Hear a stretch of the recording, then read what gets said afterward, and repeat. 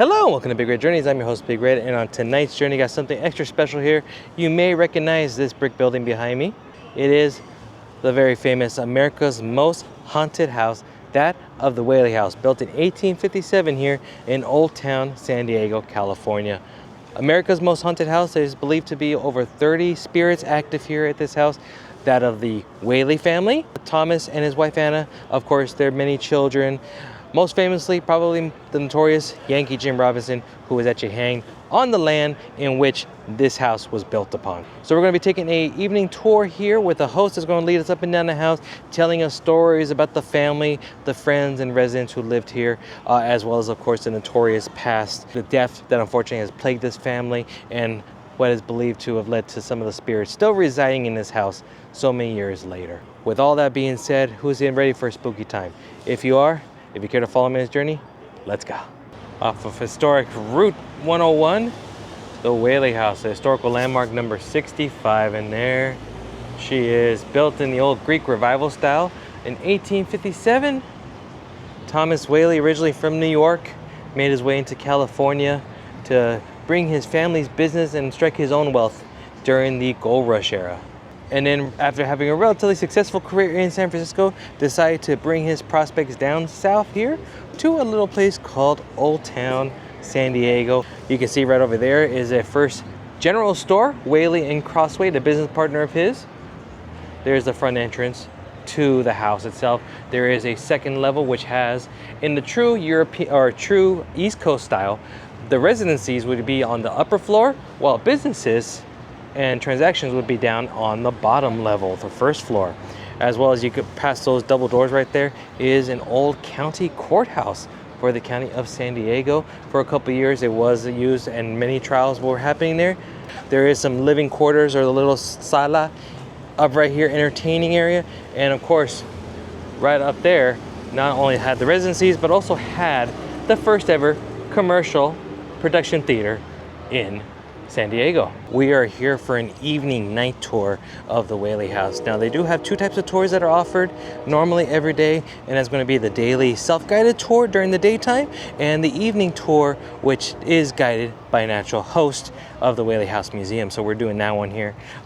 The ticket office booth is right behind us. That's where you would pick up your tickets. See here, we are here on the grounds waiting for our tour to start. We have our tour will be starting in about 10 minutes. We're already checked in, ready to go, and our host will come greet us here in a few moments. But while we're here waiting, just talk about a little bit right now. So we are standing in the courtyard of the Whaley House. So the ground in which we are standing on is most famously known as the area in which there were some hangings that happened. Most famously of all, that of Yankee Jim. So Yankee Jim was a gentleman, an Australian man, spoke really tall, heavy accent, loved to wear red shirts. I like this guy already. But anyways, him and a few buddies decided to, you know what, let's steal a boat. After a little bit of night of drinking, they went, they tried to steal it. The captain was on board the ship, shot at them. Yankee was actually shot, but they escaped with their lives, came back over here, tried to lay low, but then a few hours later, they got caught, arrested. His two buddies ended up getting slaps on the wrists, 1 year in jail. But unfortunately, he had a little bit of a rap sheet, and they decided to make a little bit of a name for him and set him as an example, and they decided to try and execute him. And sure enough, they did. So a little bit later, he was executed, hanged pretty much right here on this very spot, in which you can see the plaque that's right there behind me. It's roughly in this area. The house was actually built after the hanging occurred. So this land, Thomas Whaley was actually present at the execution. He was a witness of it, and he still decided to buy the land in which he decided to build his house on. I don't know if I'd be brave enough to do that, but anyways, there's a plaque that commemorates it to it, and there's also the area that you're going to see when we go inside. There's a salon area.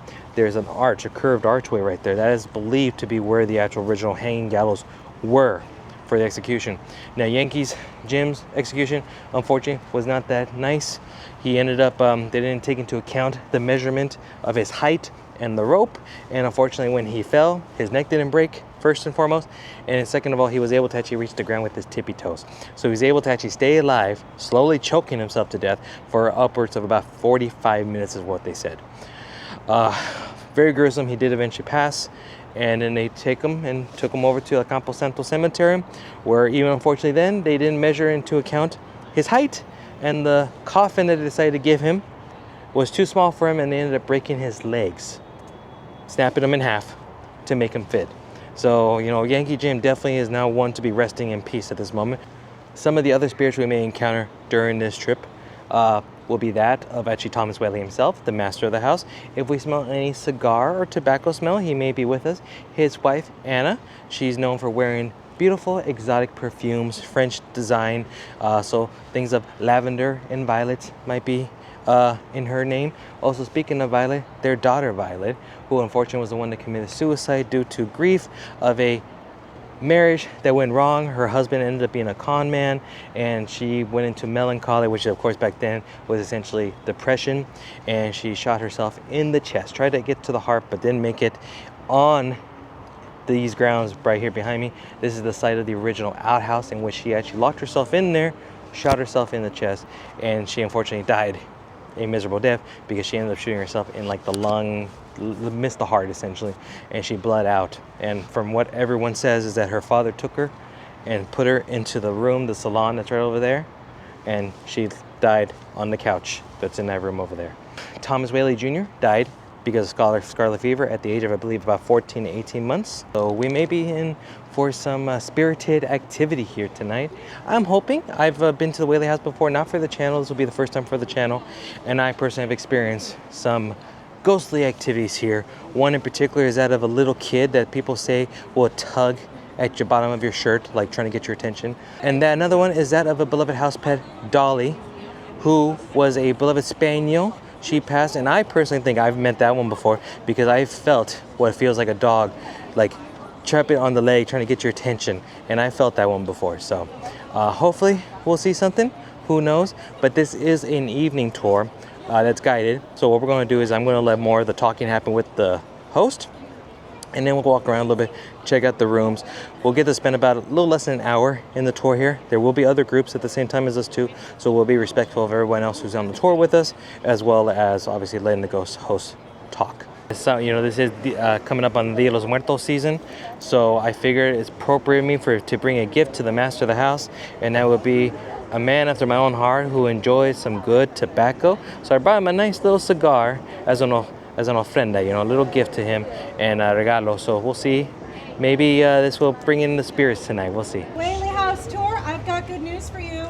It's night. Step right up to the porch, form a line at the edge. So yeah, this what looks like we're going to begin our tour here in just a minute, but we're going to start off with the courthouse. And I do know there is some energy that's here inside the courthouse, especially in a certain back corner where the jury stands. My name is Julie, and tonight I'll tell you the many legends that surround the house, sad stories of souls who might still remain, and of course the real history behind the mystery of America's most haunted house. So, without any further delay, drag your bodies to the other side. There have been many spiritualists and psychics that have said that there is a vortex of strong energy in that corner right over there, where some say that could be a portal to another realm. So I'm sure you've noticed we're not in a normal family home. They did have a kitchen and they have some bedrooms, but they also had a theater, a general store, and as you can see, a courtroom. Originally, this room was built to be a rat-proof granary, a building that stores grains like flour, wheat, cereal. Mr. Whaley built his walls out of bricks. Very unusual choice. This is the first brick building in San Diego, first brick house in all of Southern California. 1869 to 1871, this is San Diego's second courtroom ever. And yes, the Whaleys lived in the house while court was in session. And court's out of session today, but the Whaleys are still here. Lots of history up on the walls, and tonight we're going to explore with Ghost Adventures, travel, sci-fi, and Discovery channels, as well as what many other paranormal investigators worldwide have hailed as one of the most active paranormal sites to date. Oh, welcome to the Whaley House. Join me in the next room. Fill all the empty space, stand anywhere that looks good.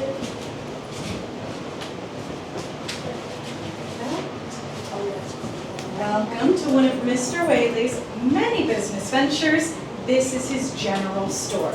Now, unlike the big room, which he rented out to different businesses, Thomas ran the shop himself. If we're wondering what Mr. Whaley looked like, that's him right there, oval picture frame near the door. That's the man who built this house. Believe it or not, when that photo was taken, Thomas was called the handsomest old man in all of San Diego.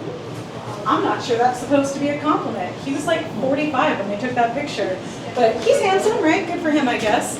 As a young man, Mr. Whaley was born and raised in New York to a very wealthy business family, but he wanted to make a name for himself. During the height of California's gold rush, he sailed 204 days from New York all the way around South America up to San Francisco. He's not mining for gold himself. He set up a shop and sold equipment to the miner 49ers. That was really successful. Then it burned down in an arson fire.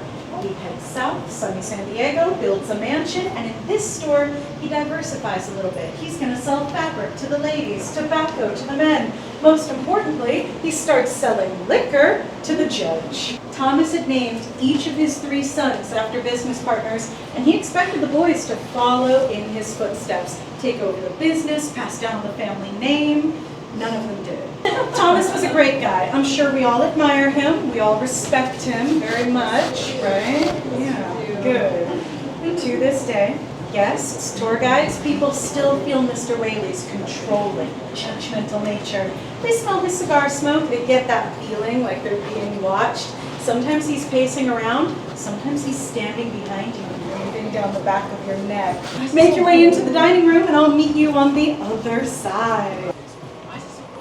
The mistress of the house, Miss Anna Whaley, her daughter Anne, Violet, Corinne, and now we're in the kitchen. Well, the kitchen was right out here, and you can see that the kitchen had an open pantry door that would lead into the dining room area.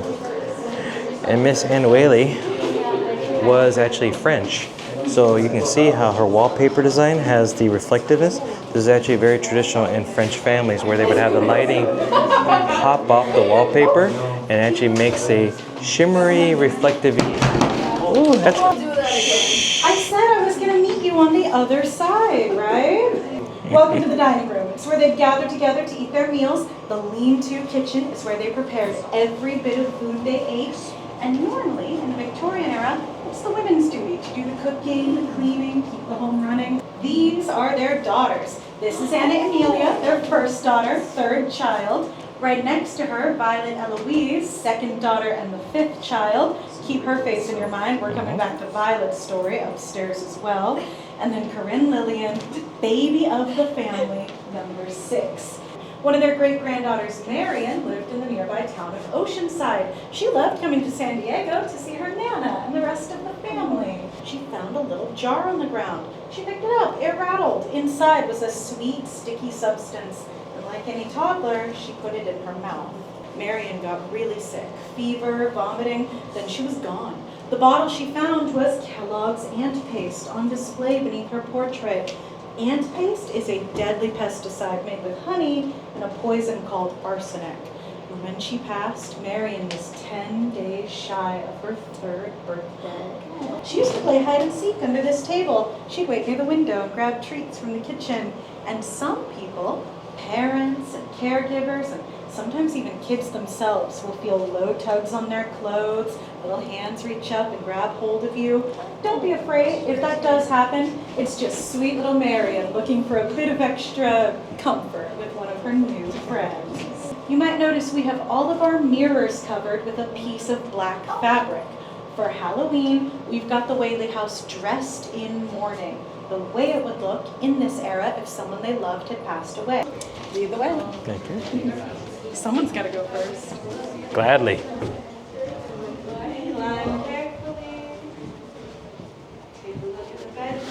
So right in front is going to be the theater, but we're going to check out the bedrooms first. Starting with, here we have some of the children's bedroom.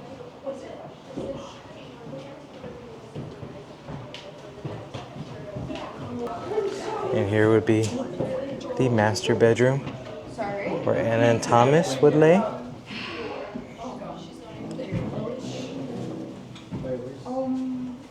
And here we enter into the first commercial theater in San Diego.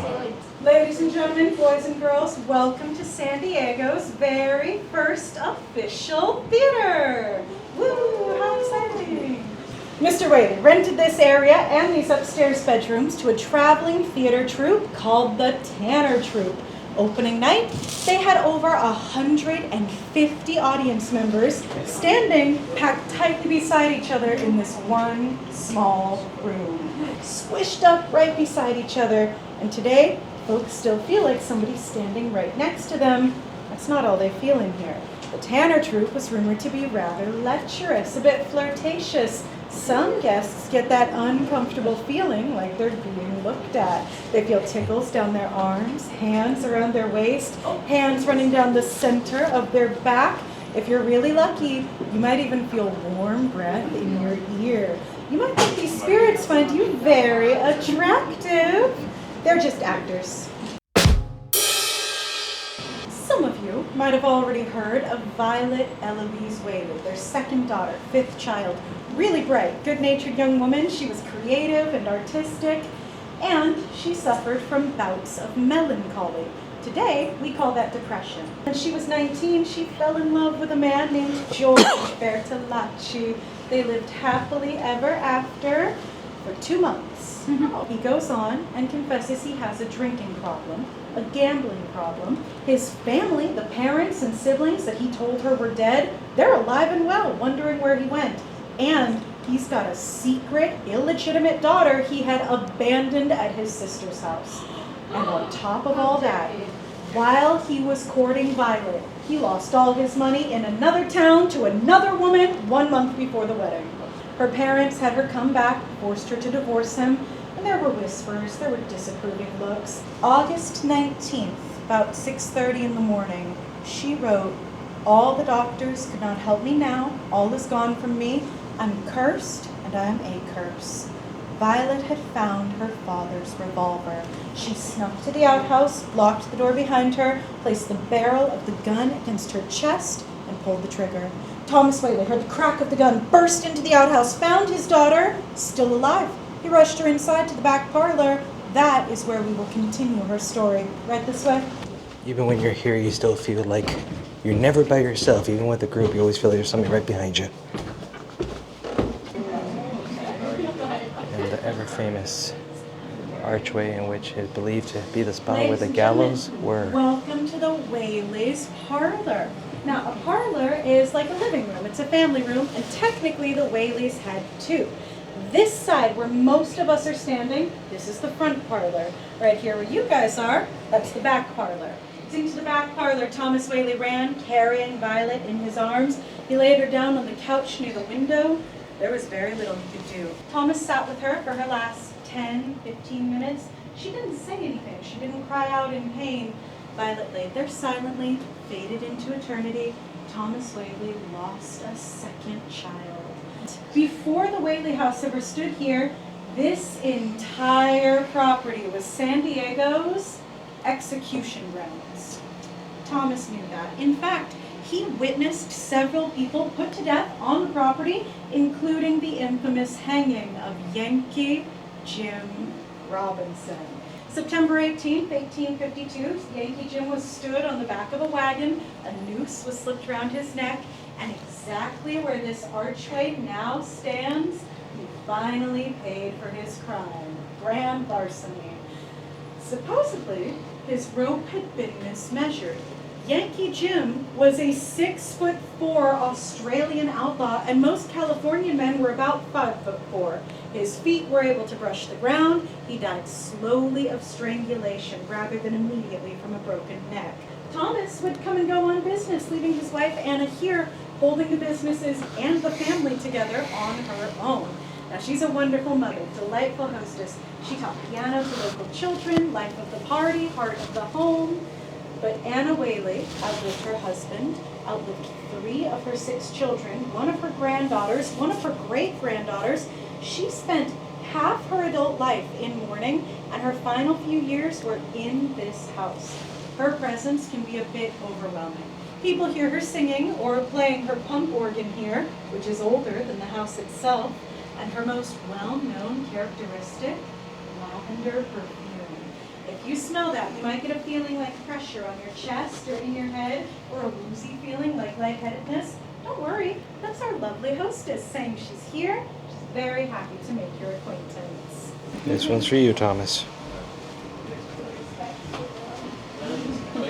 And I will say that when I was standing in that area right there, I did feel a little heaviness. It's kind of like you just feel like kind of like when you're doing exercise and you got like you're you can breathe but you're catching it. That's kind of what I felt like. I'm working out and I'm clearly not working out. If we look upstairs to that rightmost window, that's the window of the parents' bed. And it's there people see the figure of a young woman standing and staring towards this small brick building. That's about where the old outhouse once stood. Perhaps Violet knew it was the only place she could give them privacy to. Yes, on the property today, still feel overcome with her sorrow, her despair. Those near the outhouse sometimes feel sharp pain in their chest. Rumor has it, that tree closest to the street, that was planted by none other than Violet. Maybe her spirit is in the tree saying hello to you when you come to hear her story. Well, there it is. That was the tour. Wow, that was exciting. We're standing in the courtyard area where we started off. First and foremost, there is the salon, the greeting area right over there. This, I will admit, this was the area in which I felt the most energy today. I've come and done this tour before, and I've usually felt a little bit more of a presence, a little more of a spiritual activity. Today was a little less, I will admit. This was probably the coldest I've been with regards to the activity, but I still felt something, and it was really down in this region. I think I pointed to you in the video that's like, I felt the heaviness, the breathing. It really feels like someone's doing an activity, like it's hard to breathe. You're like, why am I so labored in breathing? And you have to think, right here, there was hangings. Right over there, Mrs. Whaley and Miss Whaley both perished. You know, there's a lot of, unfortunately, events that have happened right in this area, and you could see why there would be such energy still around. So it was very fun. I learned a few more things I never learned about the Whaley history.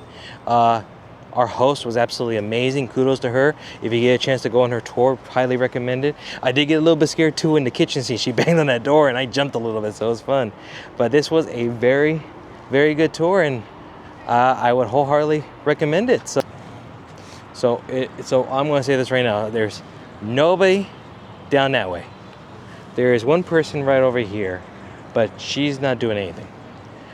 And we are standing literally right here as we were talking. I was doing my outro, and it smells like somebody is smoking a cigar. And I smell the smell of tobacco, and I am someone who enjoys a fine cigar, so I'm very familiar with the smell of a good cigar. And it smells like somebody's like standing within 5 to 10 feet of me, somewhere here, smoking a cigar. So I think the man of the house, Mr. Thomas Whaley, might be saying goodbye and thank you for visiting, because remember, this is their house. This was a family home. There's no real malevolent spirits here. Maybe Yankee Jim possibly, but this is a family house, and we were greeted into their house, welcomed.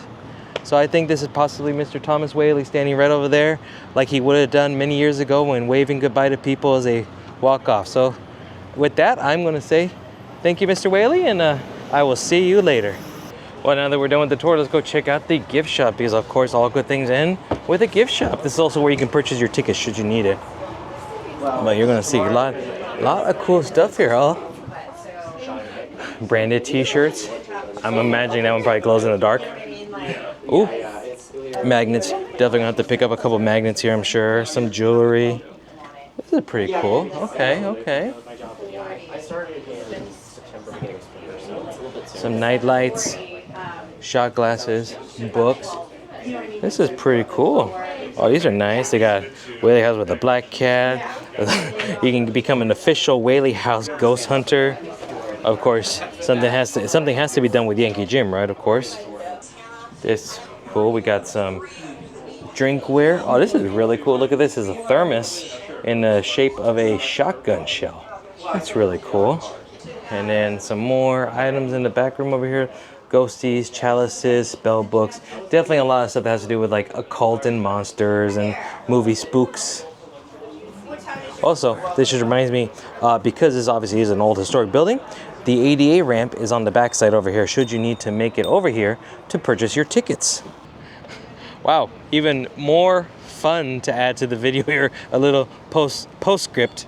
So an officer, his unit vehicle is actually right behind us. He saw that I was recording for the channel, and he actually wanted to stop by because he had a story to tell us, because this is his beat that he walks around. So he was actually saying that one time he got called a couple years ago because the door to the courtroom, which remember was originally a granary, original intent, but the courthouse door right there was broken into. There was an alarm that got triggered and broken into, and he responded to the call.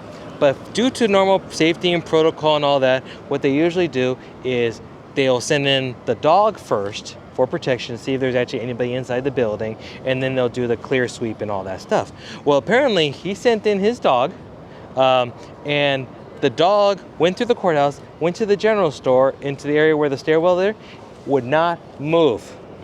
He was like looking, and he would look to his partner, who he can see through the window, and he's trying to tell him, like, go, go. And the dog's like, no way, Jose. No way. So eventually he called for backup, but by then he actually went inside now, telling his dog, okay, we cleared the first floor. Let's go to the second floor. Reluctantly, he pretty much had to like drag his dog up to the second floor, like force him to go up there, because the dog is looking like, no, I am not going to go up there. He sees something up at the stairs. And then when they finally get up to the point of the theater area, the dog sits down, looks up, and doesn't even talk, doesn't say anything, doesn't move. The whole time the dog knows that there's something there. And I'm someone who is a huge animal lover, if you know me, and I do believe that people do say that animals have a stronger sense when it comes to things like that. And apparently he saw that, felt it, and he's like, nope, you're on your own, buddy. And then they eventually had to wait for backup and officers to do a full clear of the house. Whoever broke in obviously left by that point in time. But that was a fun story that this officer was really cool. So thank you to Officer Ted. I'll keep his last name out for safety purposes. But that was a really cool story. So I think with this, we're just going to end our video right here in front of the Whaley House. If you like this video, do me a big favor. Give it a big thumbs up for me. Second, subscribe to the channel if you're new here, you haven't done so already. Third, hit the notification bell. Help me get to 5,000 subscribers. We're on our way to 5K because I have a big 5K giveaway happening. If we get there, the sooner we get there, the sooner we can start giving out some items. And we still have a couple weeks left in the Halloween spooky season, so we'll be doing a couple more things until then. But really, follow me on social media at Big Red Journeys on TikTok, Twitter, and Instagram for even more content. So from me to you and the Whaleys here, we thank you, and then we'll see you on the next journey. Bye-bye now.